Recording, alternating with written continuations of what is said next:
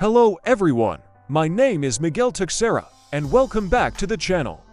In today's video, we'll analyze Bayer Leverkusen under Xabi Alonso and explore how he's preparing the team for the new season. Bayer Leverkusen starts their build-up phase with a 3+2 structure. The center-backs handle all circulation, while the two midfielders, Xhaka and Andrić, position themselves either behind or wide of the opponent's first line of pressure. To break through this initial line, Leverkusen often employs short passing combinations and third-man movements.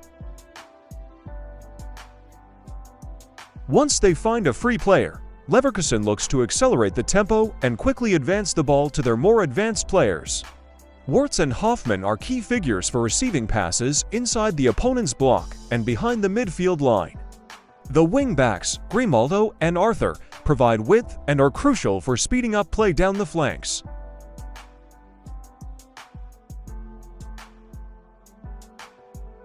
Jonathan Tah has the ball, with Nkapia and Tapsoba positioned wider in the half spaces. This wider positioning of the center-backs is crucial, as it allows them to receive the ball with some distance from the opponent's first line of pressure, while also inviting the opposition's wide midfielder to press.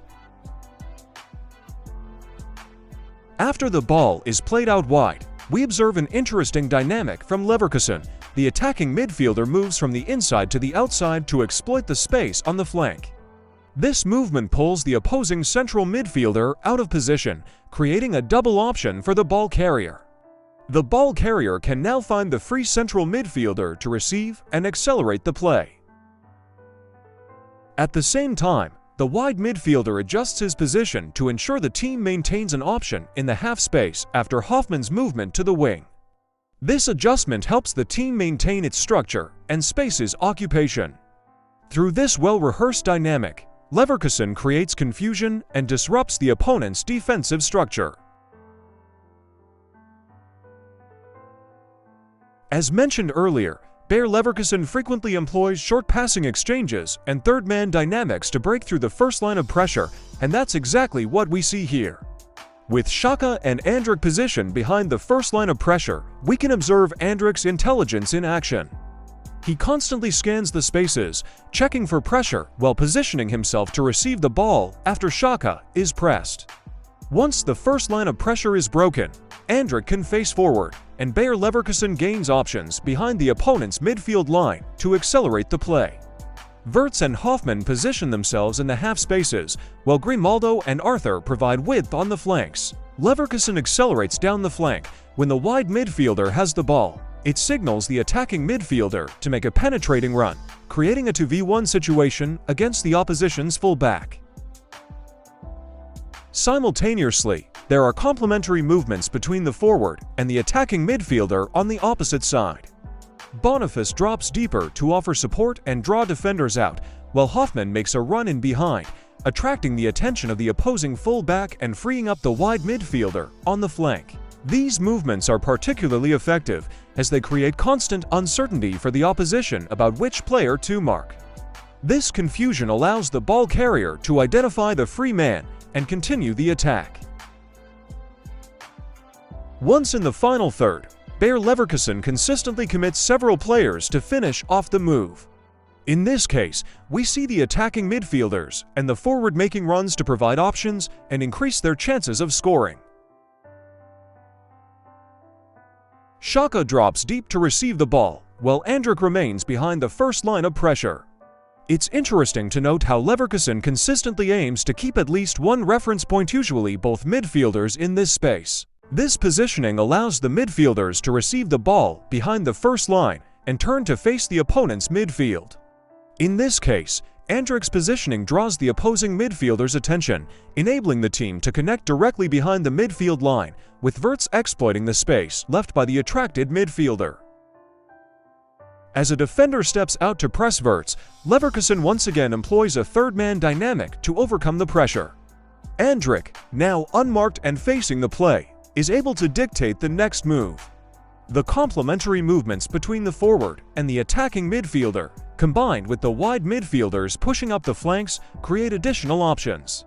The positioning and movement of the attacking midfielders are crucial for pinning the opposition's full-backs into more central areas. This, in turn, frees up the flanks for the wide midfielders to exploit.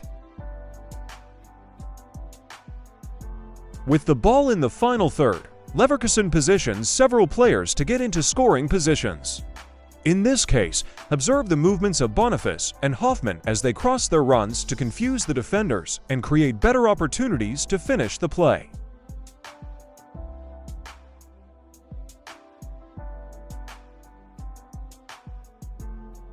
Jonathan Tah has the ball, with Xhaka and Andrić positioned behind the first line of pressure.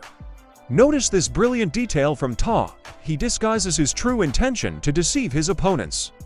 Observe how he positions his body outward, making it look like he's going to pass wide to Tapsoba. Just as the forward anticipates this move, Tah quickly pivots and plays an interior pass, breaking through the first line of pressure. The ball reaches Xhaka, and Andrić immediately moves to offer a passing option, anticipating that Xhaka will be under pressure.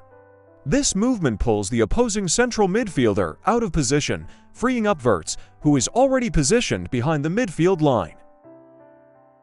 A defender steps out to press Wirtz again, but notice the quality of Bayer Leverkusen's players in tight spaces. The central and attacking midfielders form what is known as a box midfield. By positioning themselves closely together, they draw the opponent into the central corridor, creating space to accelerate the play down the flanks. When the wide midfielder has the ball, he sets up the attacking midfielder for a penetrating run, creating a 2v1 situation against the opposing fullback. Although the opposing defender intervenes to cover and block the pass, Bayer Leverkusen's tactical pattern remains intriguing. Hoffmann's run pushes the defensive line deeper, allowing the central midfielder to move closer and provide additional support to the ball carrier. After the pass, the defensive line tries to advance again, having been pulled back by Hoffmann's run. This movement allows Leverkusen's players to exploit the space behind the defensive line. It's a fascinating dynamic that Leverkusen frequently employs, whether to exploit the central corridor or to utilize the opposite flank through the wide midfielder's attack. We're wrapping up our analysis of Bayer Leverkusen's tactical behavior under Xabi Alonso. As we've seen, this team is highly refined, with well-entrenched processes and intriguing dynamics that consistently challenge their opponents, regardless of the defensive block they face. Xabi Alonso's influence is clear, and we're all eager to see if they can maintain last season's level of performance, especially with their participation in this year's Champions League. If you enjoyed this analysis, share your thoughts in the comments and subscribe to the channel to stay updated with more tactical breakdowns. Your support helps me continue bringing you the best football content possible. Thanks for watching, and until next time, keep loving the beautiful game.